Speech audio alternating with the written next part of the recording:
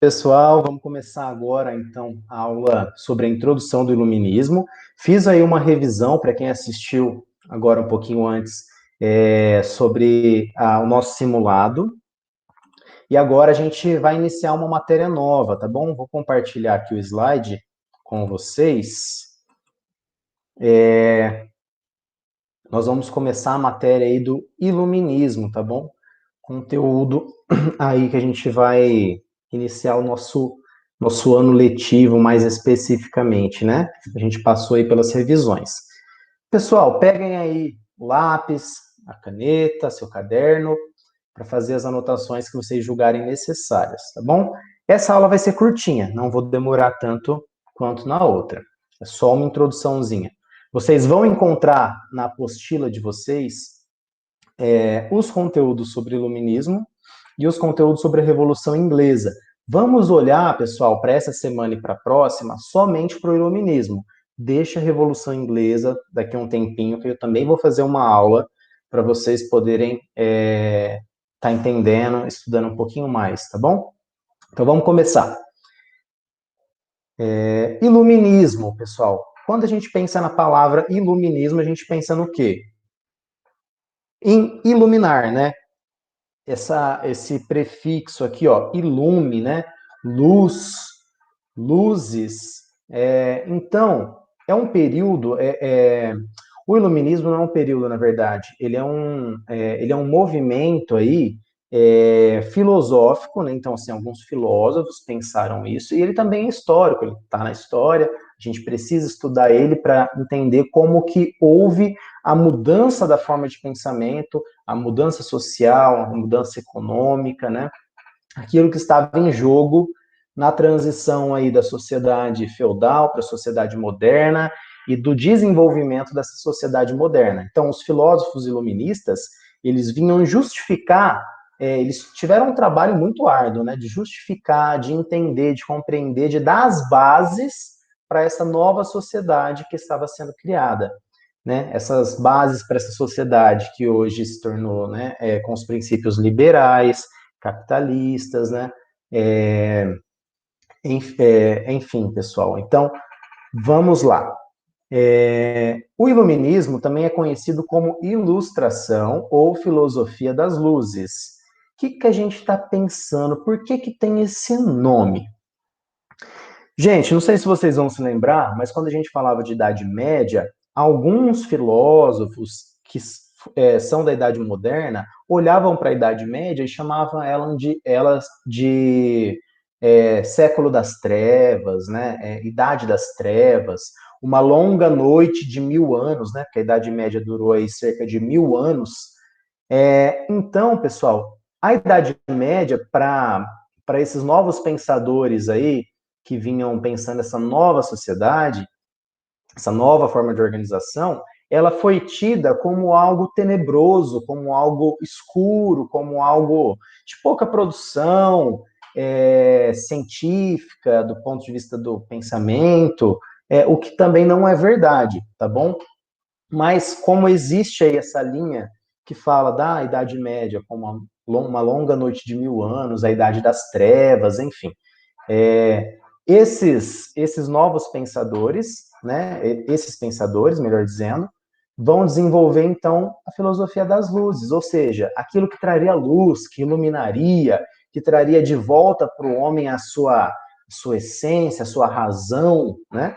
Então, olha só, onde que aconteceu basicamente o iluminismo? Na Europa, tá bom? Mas chegou no mundo inteiro, tá? A nossa Constituição brasileira, por exemplo, ela tem vários princípios iluministas, várias ideias. A gente vai ver isso, se tudo correr bem, ao longo aí da nossa disciplina. Aonde na Europa, professor?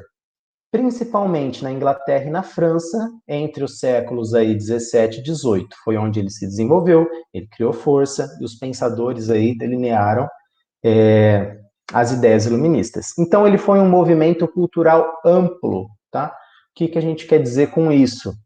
Ele não ficou só em determinada área do conhecimento, tá bom? Ele trouxe mudanças aí para todo ponto de vista aí da organização da sociedade, tá bom? qual que era o grande ideal iluminista? Ele está reduzido nessa frase aqui, ó, pessoal. A razão é a capacidade dos seres humanos de conhecer, compreender e julgar. Então, olha só, no momento da crítica à Idade Média, lá quem conhecia as coisas, quem poderia conhecer, era somente Deus, né? Então, nós tínhamos apenas algumas impressões dessa ideia perfeita que seria Deus. A nós cabe conhecer, a nós humanos, só aquilo que Deus permite. A verdadeira razão, ou melhor, a verdade é Deus, né? Então, nesse momento da ilustração, do iluminismo, a capacidade de conhecer, ela não é mais de Deus, mas ela é humana. Então, assim, os seres humanos, através da sua inteligência, do seu intelecto, da sua razão, eles podem conhecer. E podem conhecer o quê? Podem saber, compreender e julgar o quê? Tudo, tá bom? Então, assim, dali vão surgir alguns princípios de ciência, assim, a gente pode compreender a forma de organização política, a forma de organização das instituições, né? Enfim, da família, enfim, tá bom? Então, tudo é possível do ser humano conhecer, tá? Essa é a grande diferença aí que a gente coloca. Então, retomando, o iluminismo, ele faz a crítica ao antigo regime, né? O que é o antigo regime? A Idade Média, né? Foi, como eu já disse, tratado por esses pensadores muitas vezes como uma idade das trevas, como uma longa noite de 1000 anos, né? Em qual a gente precisaria se iluminar. E ele vai propor, então, caminhos para uma nova sociedade, novos valores. Vamos, então, pessoal, pensar as principais críticas, tá? Algumas delas aqui, ao antigo regime. Quando a gente fala antigo regime, a gente está falando de Idade Média, tá bom? Então, o que os pensadores, os filósofos iluministas vão criticar sobre aquele momento anterior? Primeiro, o absolutismo monárquico. O que é isso? Vocês já estão careca de saber, né? A monarquia, então, o governo aí dos reis, né? Da família real, enfim, para não falar a monarquia, porque vai ficar redundante. Mas olha só, então, o governo monárquico de forma absolutista. Então, assim, olha, o poder, ele até pode ser monárquico, mas ele não pode ser absolutista. Então, assim, não pode estar tudo concentrado na mão do rei. O Estado precisa ter corpo, o Estado precisa ter leis que vão limitar, inclusive, o poder monárquico, tá bom? Uma outra crítica, os privilégios da nobreza, tá bom? Então, assim, olha, aquela questão que a gente viu na revisão, a nobreza, ela estava ali num local muito, muito gostoso de se ficar, porque você nascia nobre, você vivia com uma série de privilégios, muitas vezes não se trabalhava, ficava ali com alguma função política, ou não, né? E assim, uma série de privilégios, né? Desde a família real quanto todos os outros nobres, com qual fundamento? Né? Então, existia aquela ideia, né, que caiu por terra com o iluminismo, de que a nobreza é nobreza, né, os reis são reis, porque Deus quer, né, então já se justifica, né, a teoria do direito divino, e isso cai por terra, né? Olha só, não é porque Deus quer, não. Existe aí uma questão social que está por trás, né? Então, se critica esses privilégios, né? Você nasceu na nobreza, vai ser sempre na nobreza, mas não faz nada, né? Então, a crítica. Pessoal, outra crítica, a interferência do Estado na economia. Por um momento foi importante o Estado criar alguns parâmetros, a gente vai ver algumas coisas nesse sentido também, mas a sociedade ela vai se desenvolvendo, o mercado vai se desenvolvendo, a economia se desenvolvendo, e esses filósofos, alguns deles, tá? É preciso que a gente pensar que não são todos que defendem a mesma coisa, mas são vários que defendem uma ou outra coisa. Vão dizer, né? Aí, principalmente, é um filósofo chamado Adam Smith, ou Adam Smith, ele vai dizer que, olha, o Estado não deve interferir na economia, né? Então, assim, o mercado, ele deve se autorregular. Então, assim, você tem quem quer comprar, tem quem quer vender, fica à vontade. Então, assim, não pode ter um limite. Ah, você pode vender só até tanto, você pode lucrar só até tanto, tem que pagar tal coisa. Então, assim, o Estado não tem que interferir. Era uma crítica. A outra, divisão da sociedade em estamentos, né? Então, a gente viu também aí na nossa revisão, no nosso simulado, né? Aquela questão sobre os estamentos. Então,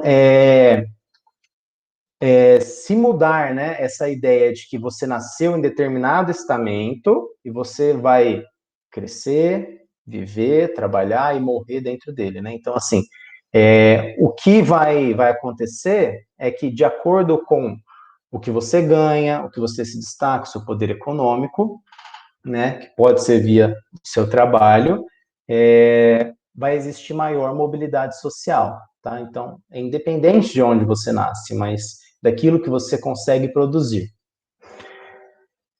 Pessoal, a outra crítica era contra o poder da Igreja Católica. Isso aqui bem marcado também, tá bom? Então, a gente já cansou de dizer, né, que naquele momento a Igreja Católica, assim como os reis absolutistas, eles tinham muito poder, principalmente político e econômico, né? Então, eles mandavam em toda a sociedade, né? Não se tinha como questionar, né? Então, a crítica ao poder da Igreja Católica é como se fosse um recado: Igreja Católica ou Igreja em geral, você tem que cuidar das questões religiosas. As questões do poder, as questões políticas, cuidaremos os políticos, tá bom? Vamos lá então, pessoal, algumas coisas que os iluministas defendiam. Vou frisar para vocês, ó, o que está escrito aqui. Os pensadores tinham ideias específicas. Não quer dizer que todos eles defendiam a mesma coisa, tá bom? Alguns defendiam umas, outras e alguns outras. Mas, enfim, em linhas gerais, para a gente fazer essa introdução, eles defendiam, por exemplo, na política, como a gente já vinha vendo na crítica, a limitação do poder do rei, ou seja, a criação de leis que vão limitar, inclusive, o poder do rei. Um governo deveria garantir o direito à vida, à liberdade e à propriedade privada. Olha só que interessante essa questão de ter aí a sua propriedade, a sua questão aí econômica, tá bom? Então, surge aqui, pessoal, a ideia de direito, tá? Até aquele momento, a gente não falava de cidadão, a gente não falava de direito, era uma outra forma de organização da sociedade. Então, pela primeira vez, começa a se falar em direito. Todo mundo que é considerado cidadão, né, que a gente vai ver daqui a pouco o que é isso, esse desenvolvimento aí, essa criação dessa ideia de cidadania, o cidadão, então, ele vai ter direito à vida, à liberdade e à propriedade privada. São alguns direitos inalienáveis, que não se pode trocar, que não se pode retirar do cidadão, independente de quanto ele ganhe, de onde ele tenha nascido, enfim, como ele escolheu levar a sua vida ou como ele pôde levar. Na economia, a ideia defendida é a liberdade do mercado. Também já disse para vocês naquele momento da crítica, a lei da oferta e procura. Tá? Então, o mercado precisa ser livre para ele possibilitar maior lucro e também para ele possibilitar melhores condições de compra e de venda. Né? Então, assim, se eu tenho R$ 10 para comprar um celular, eu tenho que comprar um celular de 10. Precisa ter alguém que me vende um de 10. Claro que isso não existe hoje, né? Mas uma outra pessoa que tem um poder econômico maior vai comprar um outro melhor. Vamos fazer um exemplo mais cabível aqui. Um produtor de vinho que produz aí um vinho artesanal, todo elaborado, nos melhores barris, pouca produção, com certeza ele vai ter um valor agregado no seu produto maior, ele vai ser um pouco mais caro do que aquele que tem centenas de tonéis de barris e que já tem algum maquinário, que produz muito mais, que vai conseguir vender mais barato, tá? Então, essa liberdade de mercado, tá? Na fé, então na questão religiosa, a gente vai ver a ideia da defesa da tolerância religiosa, ou seja, a liberdade de crença. Então, assim, a crítica também a essa questão de nesse país temos a religião oficial. Por algum momento, eu não sei se vocês sabem disso, o Brasil teve uma religião oficial, que foi a católica. E por muito tempo, a gente no país foi se proibido de se cultuar outras crenças, outras religiões. Né? Então, assim, hoje a gente tem a liberdade de crença. Né? Então, assim, não se pode julgar, subestimar algo assim com outra pessoa pela sua crença, né? Pessoal, era isso que eu preparei para hoje, tá bom? Vou deixar aí duas questões para a gente fixar um pouco desses conteúdos. Bons estudos, façam com calma. Um abraço para vocês. Tchau, tchau. Vou cancelar aqui a apresentação e fechar a aula. E até mais, então, pessoal.